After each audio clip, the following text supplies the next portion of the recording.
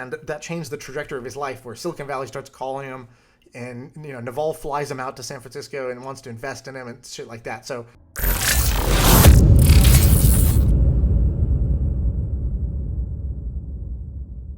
Snapchat's kind of pushing their chips into the middle of the table and saying, come build shit on us. We'll treat you better than those guys will. And you kind of believe it. You kind of believe it because it's really their only way to compete with Facebook and Instagram. So they kind of have to actually honor this.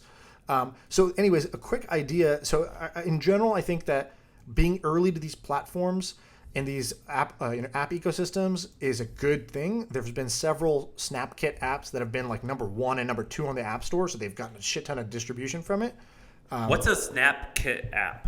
SnapKit is basically the tool set that Snapchat gives you to build stuff. So it's like, okay, SnapKit will say, you want to access their Bitmoji. Cool. SnapKit lets you just type one line and you get their Bitmoji character you can do stuff with. SnapKit lets you use their whole camera with all their lenses.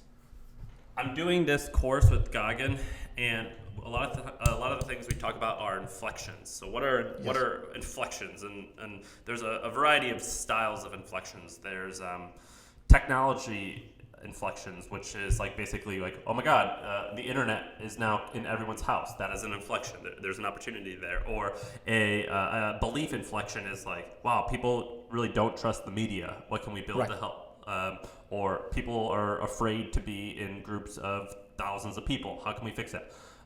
What we are seeing right now is a technology inflection or a platform inflection. It's inflection, yes. And this is it. This is like when Pandora, the music company, Tim told me that the company was around for 3 years and it was doing horrible.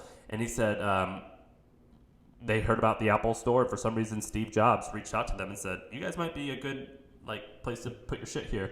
And once that happened, he goes, whoo! And this, I don't know if it will be, but this is potentially one of those. Yeah, these are asymmetric bets.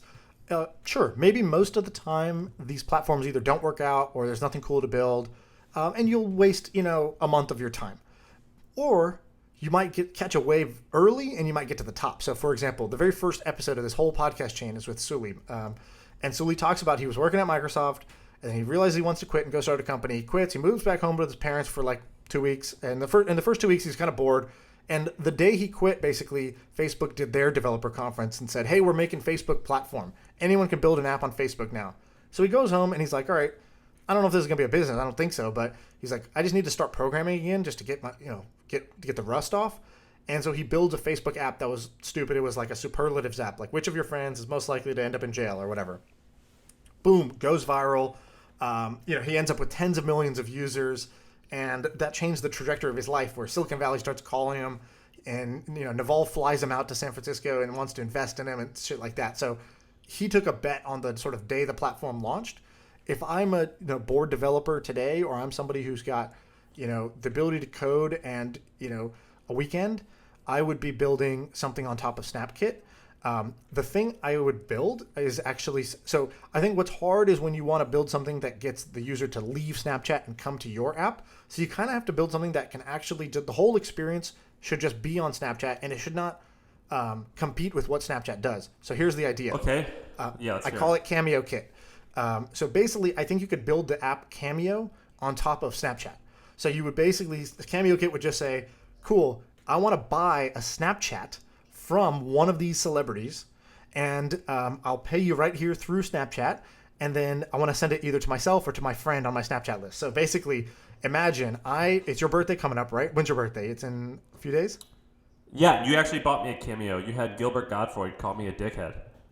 Right, so I did that last year, but this year I could do it through Cameo Kit, a little new invention of mine. So basically, I would go in Snapchat, I would open it up, I would see a list of influencers that have Snapchat, which is like every celebrity in the world. I would request a video, and I'd pay right there, and then you would receive a Snapchat from either from me or from them in your inbox, and the whole Cameo experience could be built on top of Snapchat without having to have separate websites, separate apps, all that stuff, and you can compete with Cameo very quickly. So I think that's a very simple idea that could monetize on top of SnapKit.